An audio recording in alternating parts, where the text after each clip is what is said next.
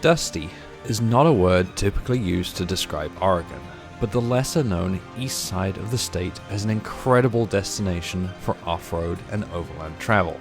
There's the dry and incredibly dusty desert playa with the near constant summer dust devils, the hot and rocky canyons, and the cooler high desert mountains. I was there alone in my Tundra on what was probably my most enjoyable solo trip yet.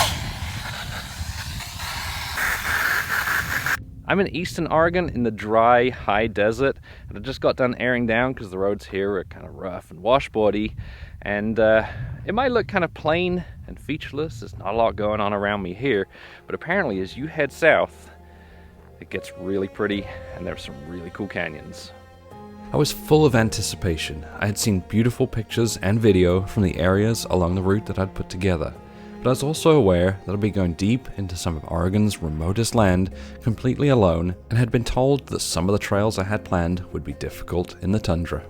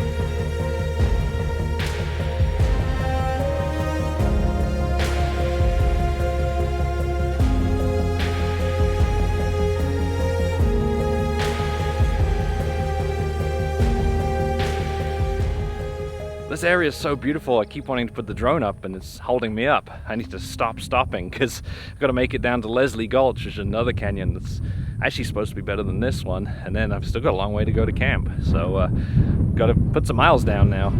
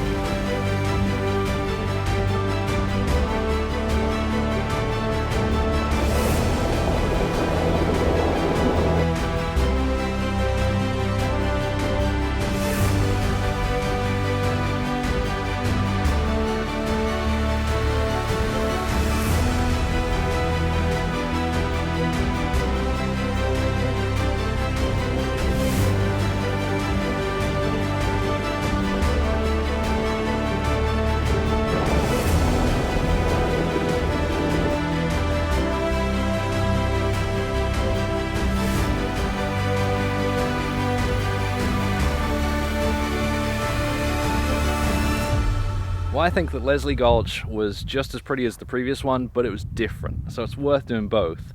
And of course, one of the good things about Leslie Gulch is you can come down here to the water, so if you like doing kayaking or something like that, you can come down here. There's a campsite just there, and you can enjoy. And actually, if you want to come to this place, you can. This is one of the trails that is on Onyx Off-Road. They are the sponsor of today's video. They have about 500,000 miles of curated trails across the US, and this is one of them. So I'll actually put a link to this one in the description so you can check it out. But if you look at the Onyx app, it has a whole description of it. So technicality, it's 1 out of 10. Super easy to come down here. It says it takes about an hour and a half.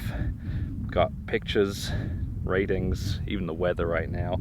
And it's all available offline, so you can pull it up and you can use it for navigation. I've got it up on my CarPlay in my truck, so it's easy to find my way around. And like I say, it's great for finding a ton of trails. I didn't even know this existed until I found it on Onyx Off-Road. So thank you, Onyx, not just for sponsoring this video to make this trip possible, but for also giving me maps to make this trip possible. But now we're going to head back up Leslie Gulch, and we've got quite a long way to go to a campsite that was sent to me by Will from Venture to Roam. He knows this whole area really well, and apparently it's worth the trip.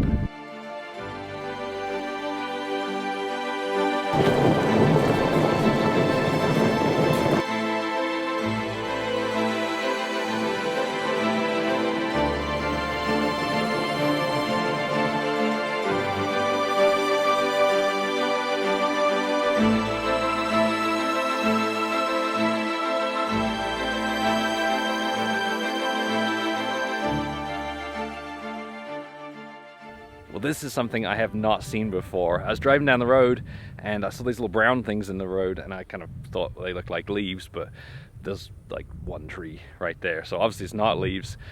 Slowed down a little bit and realized they're jumping out the way, and I think they're locusts. I don't know, I've never seen locusts before. I'm sure someone will tell me. But there's thousands of them. I guess this is like a little mini swarm of locusts. I don't know. I know nothing about this kind of thing. Maybe it's normal for this area. I'm just crossed over into Idaho, so I'm like right on the Idaho-Oregon border.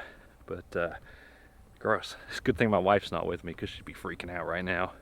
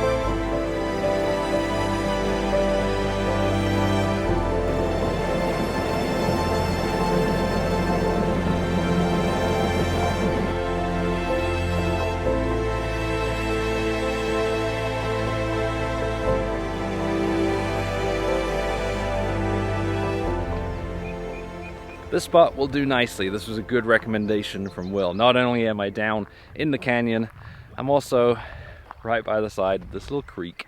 So that'll be nice to listen to while I sleep tonight. But now it's time for dinner. And I've read online lately, a lot of people complaining about how these overlanding YouTube channels are turning into like cooking shows. You know, people go out and do fancy feasts.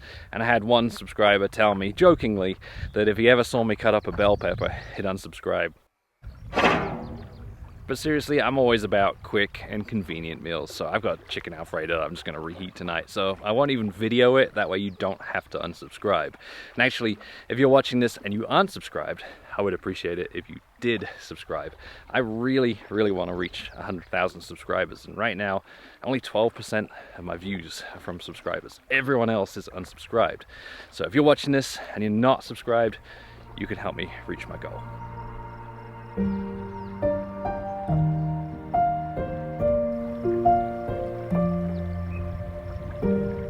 I should probably add that if you are complaining about YouTubers doing cooking in their videos, then actually I don't agree with you. YouTubers should video what they want. They should video what makes them happy and what they enjoy.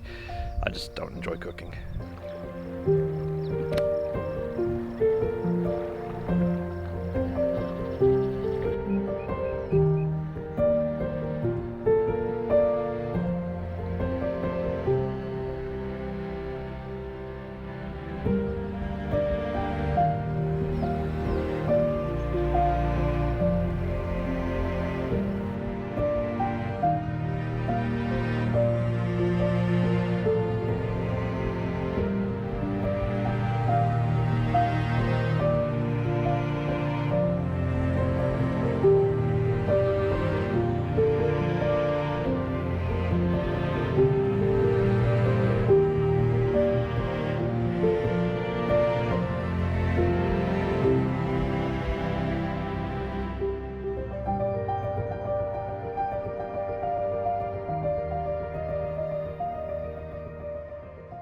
Yesterday we explored the canyons of southeast Oregon, and we're actually waking up in one beautiful one this morning.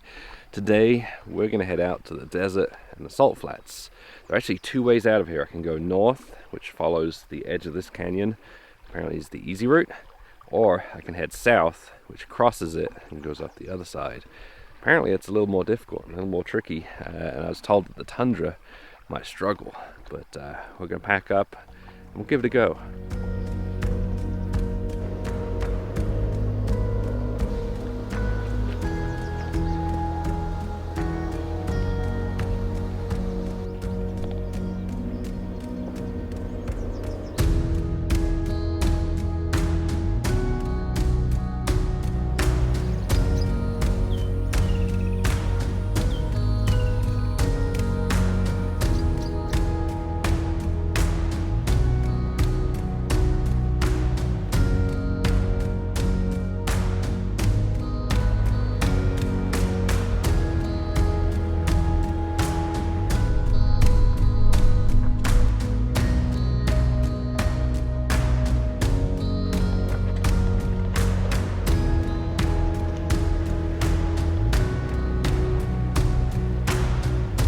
As I dropped down the far side of the canyon, I approached the first of two obstacles, a deep water crossing.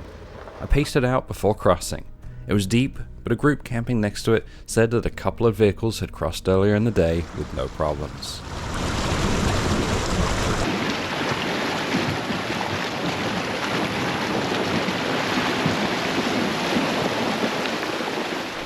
Once that was done, it was on to the true test of the truck. A steep and narrow climb out of the west side.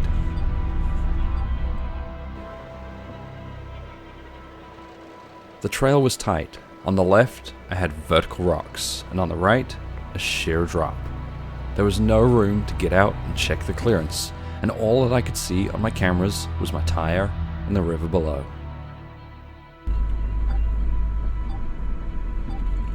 I took it slow, staying as close to the rocks as I could.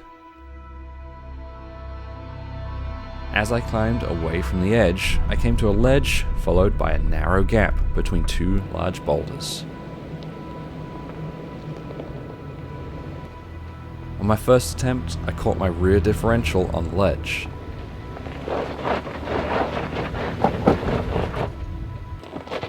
I had to back down, realign, and try again.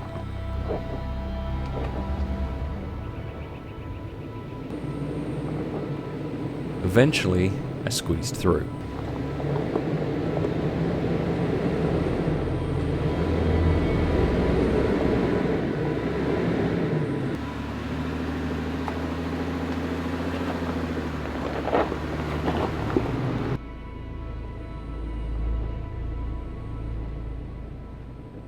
Well, that was quite challenging.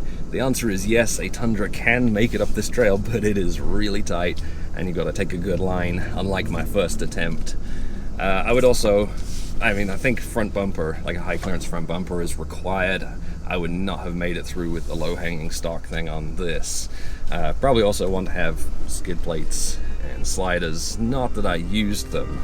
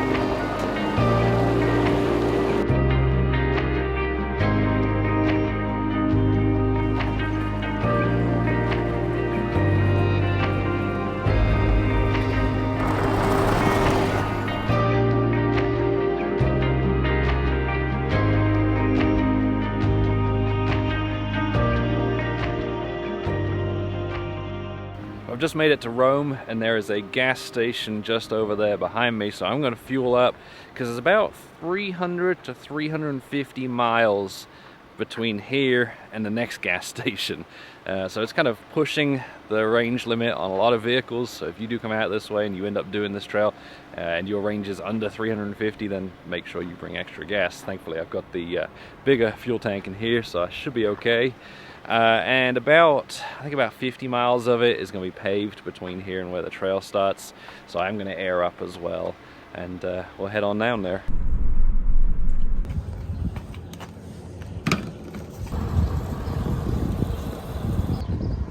And we're back on dirt roads again, and I'm airing down just because it's a little bit rough and I have a very long way to go. Basically, my next stop is going to be somewhere along the base of those mountains there.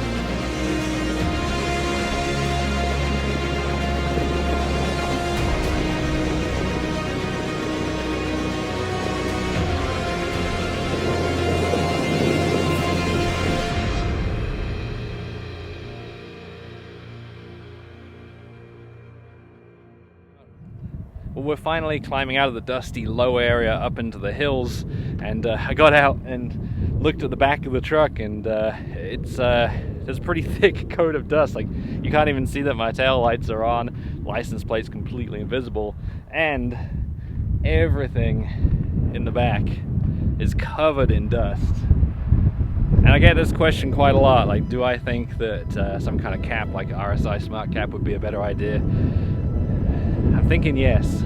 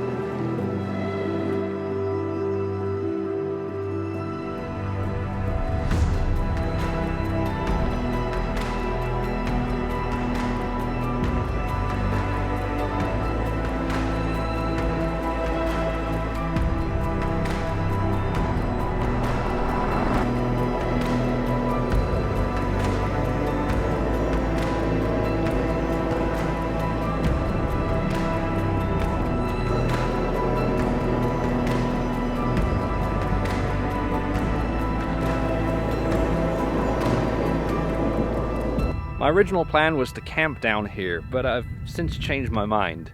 It is about 80 degrees, and when the sun hits the ground and reflects off it, it is baking.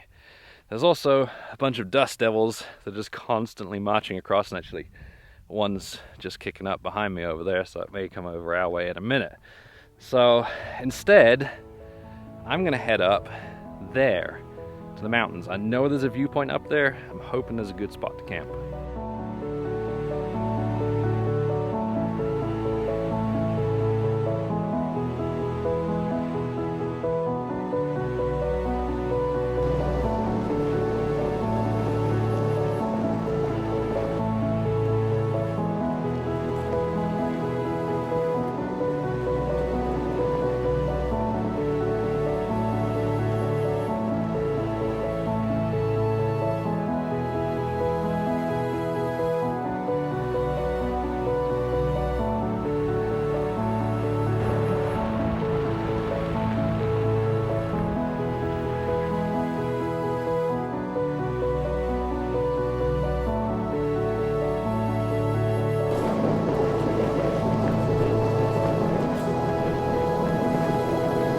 Well, I made it to the top of Steens Mountain before sunset, which I'm really glad about because the views up here are incredible, and I wouldn't have seen this if I'd come up here after dark. Unfortunately, on the way up, I did realize that this whole area, the whole mountain, is a wilderness area, which means that I wasn't able to fly the drone on the way up, and it means I can't camp here, which is a shame because I like to camp on cliffs. I'm gonna keep heading down that way and see if I can find another spot that's on the edge.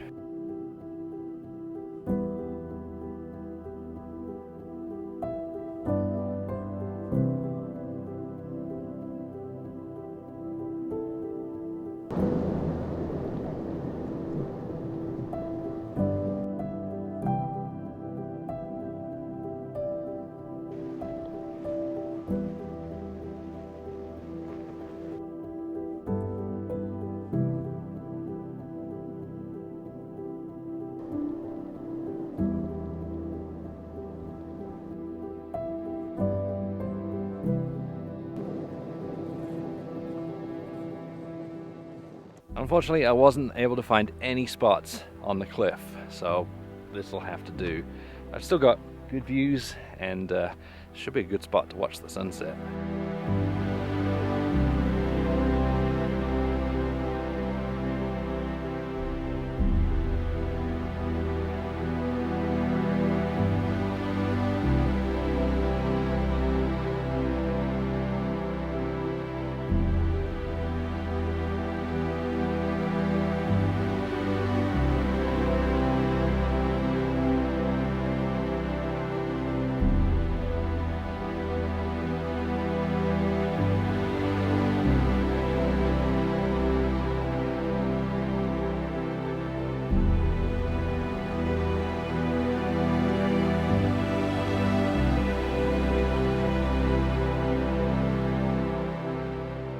On the first day of this trip, we had beautiful canyons.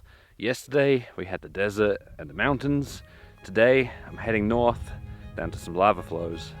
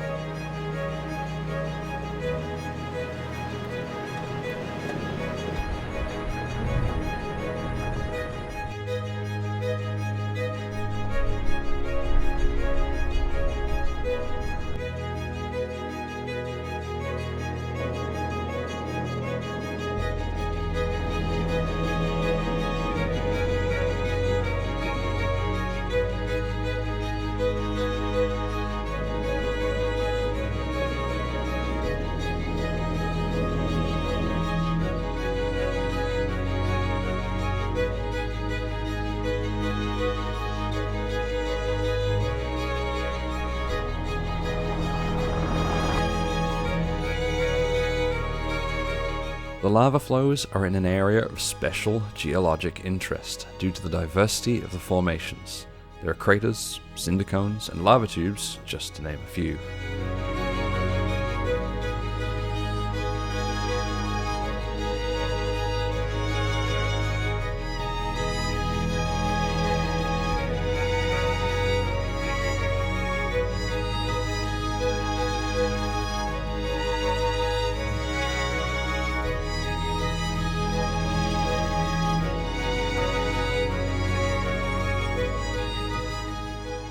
Well, this is it, the end of the video, overlooking this crater and the lava flows around me. Pretty good place to end. If you enjoyed it, please help me out with the YouTube algorithm by at least liking the video. If you leave a comment, it helps with the interactions as well. And if you aren't already, please do subscribe to the channel. Help me get to 100,000 subscribers. As always, thanks for watching, and a special thanks to the wonderful people that are about to pop up on the screen, my Patreon subscribers.